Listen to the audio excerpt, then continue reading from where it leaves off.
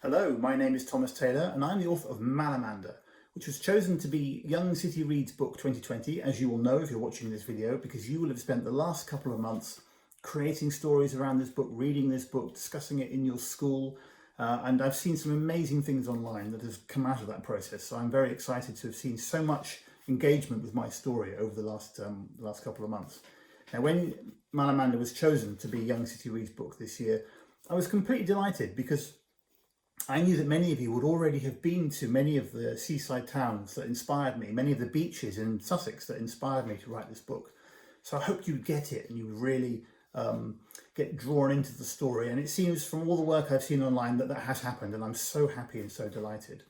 Now, of course, the sad thing is, with the lockdown and with the pandemic, the Brighton Festival has been cancelled, and the big event at the end where we would have all got together and I would have been able to see some of this work and maybe show you many of the things from my cabinet of Eerie-on-Sea behind me to explain how I was inspired by the book. The big event where we would have been able to get together in one big place and I could have signed books has had to be cancelled. So that's very sad. And so instead, I'm going to make this little video and I'm going to answer many of your questions. I've been sent some great questions. I'm going to answer those questions.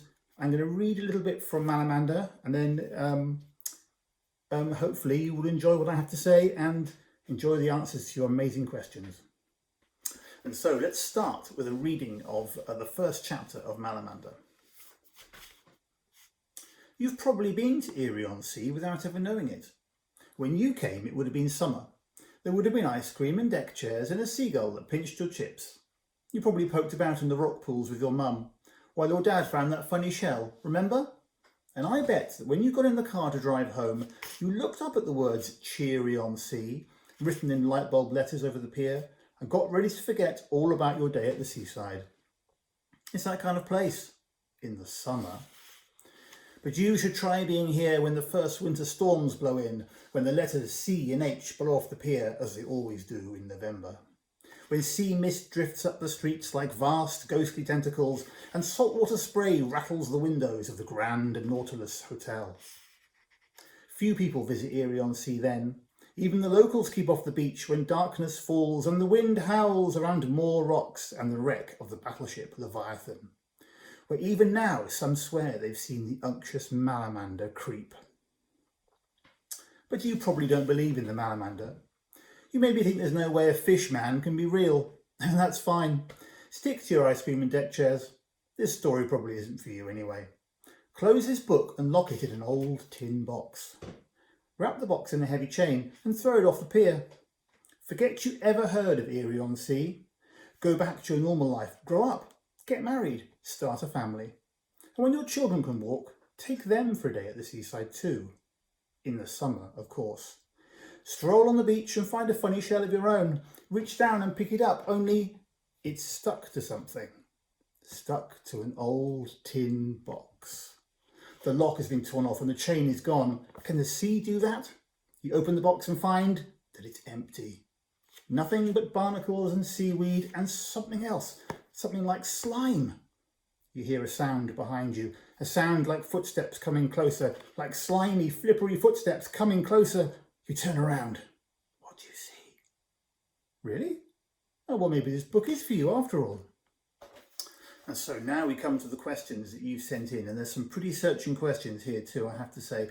They've been arranged in different categories, and the first category is called inspiration. So I'm going to do my best to try and answer these questions. The first one, which comes from Charlotte, Sab, Jessica, Billy, Demi, James and Mia, all ask, what was your inspiration for Malamander? Well, my inspiration was very much moving to the seaside, moving to be by the sea and being there all year round and seeing what it's like in a tourist town out of season, when the tourists have gone and when the ice cream kiosks are closed and when strange weather creeps up the beach into the town, and it seems like the perfect backdrop for a mystery. And it also seems to me that in seaside towns there's always some kind of legend, there's always some story and some monster. So I had great fun walking on the beach and dreaming up what my own story could be, inspired by the place and also the things I found on the beach, because I really like to beachcomb as well. And then Elise asks, was Violet based on anyone real? And if so, who? Well, that's an interesting question. Violet isn't really based on anyone real as such, but I like to say that while Herbie is a little bit like me, Violet is a bit more like I would like to be, if you see what I mean. She's more kind of energetic and go-getting. That doesn't always end well for her, so she has to be careful. This is why I created Herbie and Violet to kind of balance each other out a bit. But I would say that yes, Violet is maybe a little bit inspired by the kind of character traits I wish I had. And Elise also asks, how did you come up with the idea for the Malamander itself and the creature name and look? Well, I'll just tell you about the name, because I needed a name for my book and also my creature that sounded like a real monster name. So the sort of thing you might find in the real world as a legend. And to do that, I took a real word from the real world and I wanted to try and change one letter from that word. So I needed an animal, change one letter only to create a monster sound. And I just hit very quickly on salamander. And I realised if I changed the S in salamander to an M, then I got Malamander. And Malamander sounded like a kind of monster, because mal in French means bad or evil. So Malamander sounded really monstrous. So I really liked it. I was quite lucky to have found that name so quickly. Josiah asks, is Eerie-on-Sea a real place?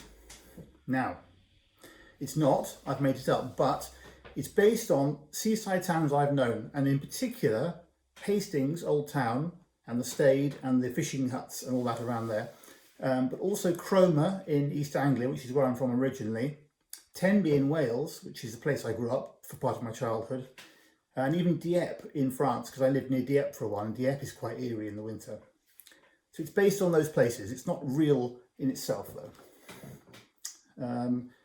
Megan asks, what is the average weather for Eerie-on-Sea? Well, I think that Eerie-on-Sea probably has quite a nice summer, but not a very long one. And then I think in the winter, it's probably pretty foul for a lot of the time. A lot of cold weather, a lot of mist, a lot of snow. Yeah, I should imagine it's probably quite a strange and exciting place to be in the winter, which is why I wrote stories. All the stories are set in the winter. Now, Yasmin asks, do you write books about your history or made up things? It's all made up, but a bit like before when you asked about is Eerie-on-Sea a real place, a lot of me has gone into the book, you can imagine, a lot of my own history.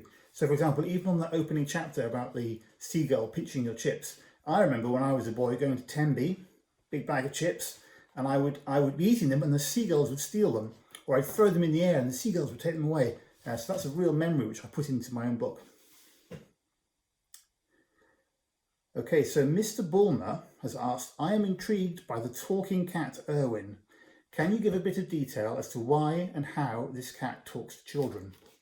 No, I can't, because if I did that, I'd give away stories to come. No, I'm being a bit rude. But Erwin being able to talk, or can he, and being a bit mystical and strange and magical, he can talk, but it's very marginal.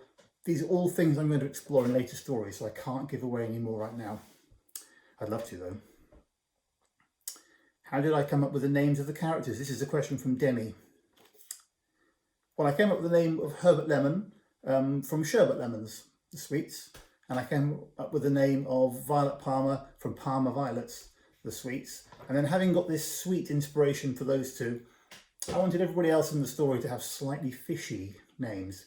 Because I wanted at first no one to really be too sure who was a goodie, who was a baddie, and literally wanted them all to be a bit fishy until you knew them better. So that's how I was inspired to do that. Now, many of those questions about inspiration could really have been answered by me just talking about beachcombing, which is something I've discovered having moved to a seaside town as a great pleasure, a great thing to do, especially in the winter after storms, when the storms churn up the sand and throw up things that have lain hidden maybe for centuries or millions of years. And then if you're lucky and you're patient and you go down and you're careful on the beach, you can find these incredible things. And so I've got some of the things I find here, and I just thought I'd share them with you just quickly. For example, I'm sure many of you will already know what that is. Can you see that? That is, of course, sea glass. Let me get some out so I can show it to you close up. Now, sea glass is really interesting to me, not just because it looks beautiful, it sounds nice. Can you hear that? Let me hold a piece up so you can see it. Not very good light here. But it's not just because it's beautiful that I like it, it's because there's also a legend, a story which is told about sea glass. They say that it's not a glass pebble at all, but that a piece of sea glass like this is actually the frozen tear of a mermaid. And I love these stories because you have to start to wonder, you know, why was this mermaid weeping and how did her tears become frozen? And so it's very special for me to find something like that and start to be inspired to have a story of my own, perhaps with a mermaid in it one time. Something else I find on the beach, this is probably again quite easy to guess, but these lovely shells from a saddle oyster. Let me get them out and show them to you. Now these shells are beautiful because they're pearlescent. Look at the way the light catches on that. And it's lovely. And again, this is something that has been made by an animal that doesn't live very long, and then it leaves its shell behind. And I find them on the beach. But inspired by the mermaid's tears, I ask myself, what could this be in a story? And you can see little lines on it there. I think in a story, this could be the scale of a sea monster. Maybe the scale of a Malamander. You can see how once you start to think and use some human imagination on things you find in the world, you can start to create the beginning of the story with almost anything, even the shell left behind by a little creature that lived many years ago. And something else I find, now this is something that's a bit special. I don't have much of this. All I have is in this glass bottle here. But this is another kind of sea glass. It's uranium glass. This glass is made with a special process that involves uranium salts. It's slightly radioactive.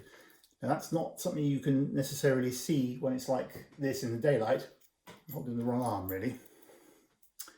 But if I shine this light, I'm sure you can all guess what kind of light that is, onto this glass, it does something quite surprising. I'm not sure how well you'll see it, but I'll try. Can you see that? It glows. It actually glows like it's a kind of magic crystal or something. So even though I know what that is in reality, I know the science behind it, finding something like that, and perhaps finding it in the dark with a torch like this, walking at dusk on the beach, shining a torch, and occasionally seeing a small pebble shine back at you like that, very inspirational, because maybe this is, in a story, a magical crystal that has some strange, powerful properties. So again, straight from the beach, but it inspired me to create the Malamander's egg, for example, in the story. And one last thing I want to show you quickly, and I would have tried to get volunteers onto the stage at Brighton Festival for this bit, is I also find, very lucky to find, on the beach where I live, prehistoric remains, fossilised remains of prehistoric creatures like this. This is an actual dinosaur bone. Not quite sure what kind of dinosaur it is, but a dinosaur that lived where I live now, but 135 million years ago. And this, which goes with it, is another fossilised remain of a dinosaur, only this isn't a bone, this is a coprolite. And if you've read Malamander, of course you have, you'll know that a coprolite is dinosaur poo. And this dinosaur poo is very interesting because, I'm going to get the camera, see that black line inside it? That is actually, it's just not quite focusing, that is actually the tooth of a shark. So this is the poo of a dinosaur that ate sharks for breakfast. So you can imagine how inspirational that is. Now this next section of questions is called skills and advice. And the next two questions I'm going to answer together with one answer. And they're from Lucy, who asks, how did you get to be so good at drawing? Thank you, Lucy. And Amir, who wants to know, if I wanted to be an author, do you have any tips to help me?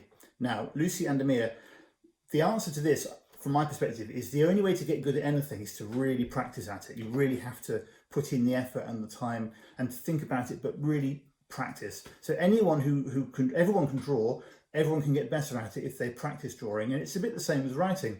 Once you start, once you really get into it and you begin to practice, you begin to find your own way through and you get better.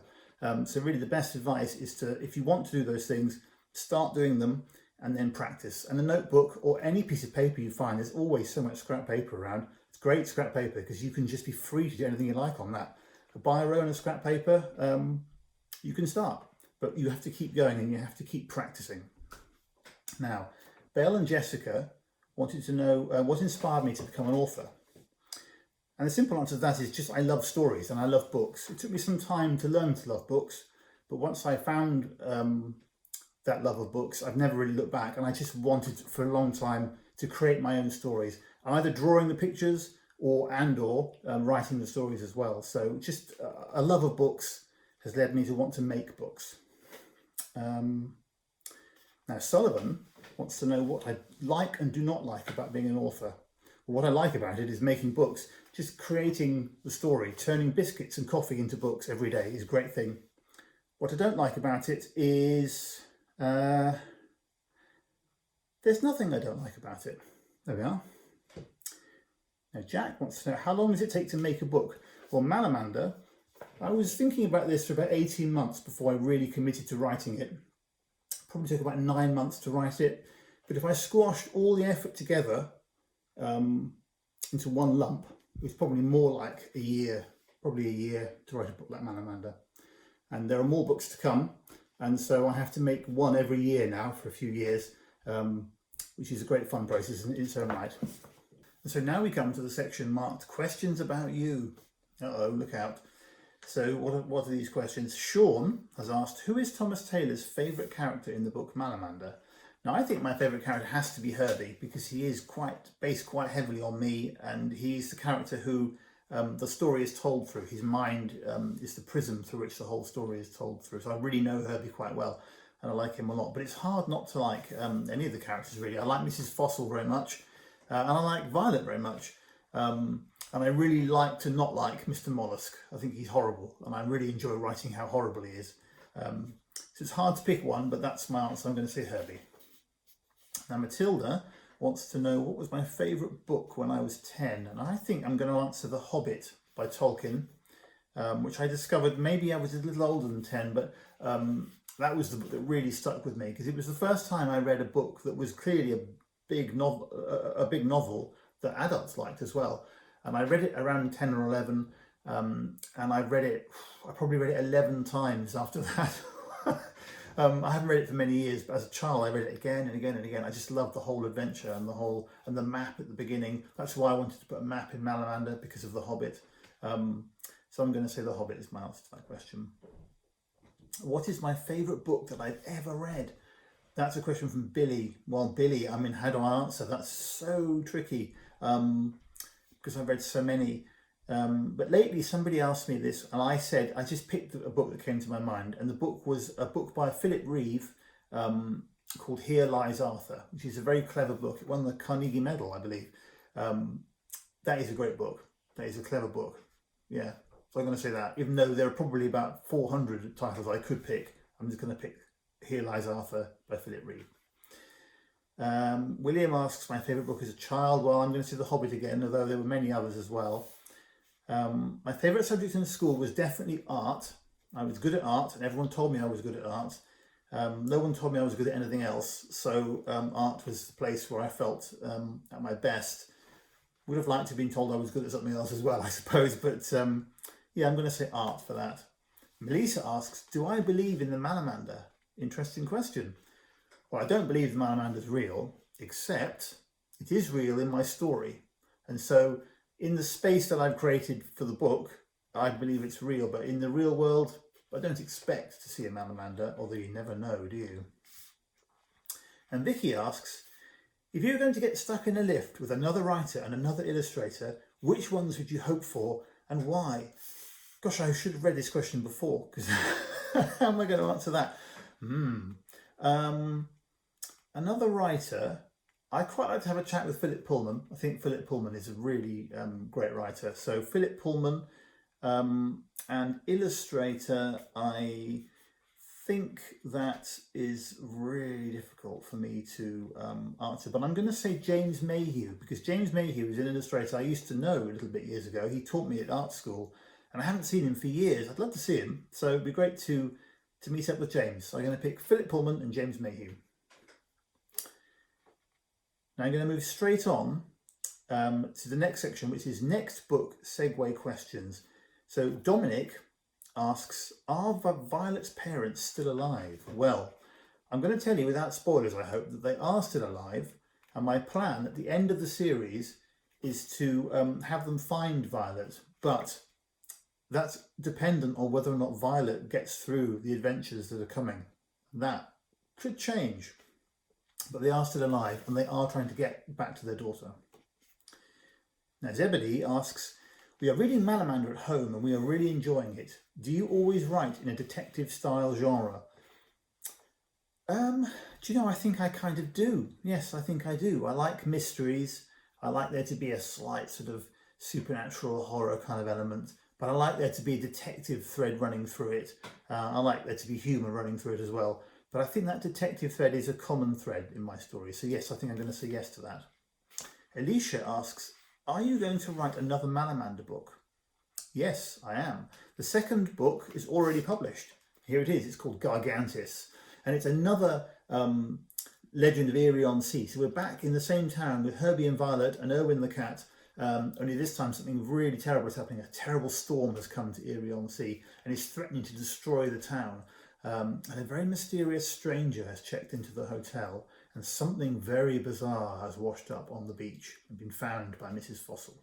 So if you enjoyed Malamander, you'd probably very much like to go back to Eerie-on-Sea, which you can do now with this second book. And I am currently working on the third book, which I hope to be out next year. But this is Gargantis, the sequel to Malamander. And Holly wants to know, will this book be made into a film? Well, actually, I have signed over rights for this book to be made into a film to Sony Pictures, and I think a little work has begun. So this is a bit uncertain at the moment, but at the moment there is plan to make a film, to make a big Hollywood movie of Malamander. I'm very excited to see how that unfolds. And then Alicia writes, are you going to write another book about a different creature that came out of the egg? Well, no, although in every story there'll be a different creature or different magical element. But the Malamander and his egg, or its egg, will return in the last story, and the Malamander will find its mate. And that will be a moment where maybe partly Alicia's story, Alicia's question will be answered. So that's something to look out for at the end. And those are all the questions that I've got in front of me. But when this film goes out on the 21st of May, I will be on Twitter at the time when it goes out.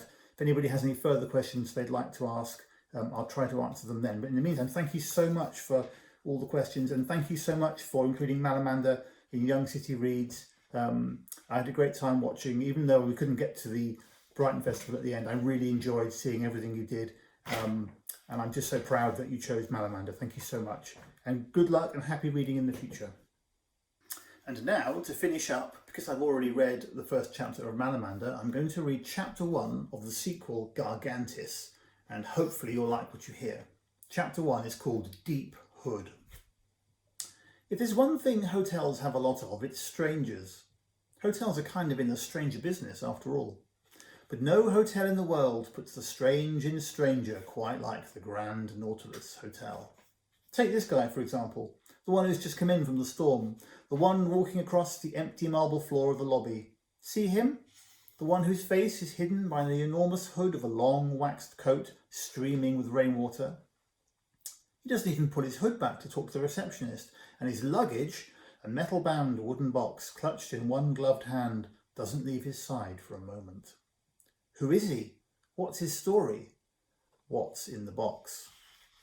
Of course, we'll probably never know, and that's fine. People are entitled to their privacy. Privacy is something else hotels have a lot of. Besides, there's something sinister about this man, something threatening that makes me not want to know, to be honest.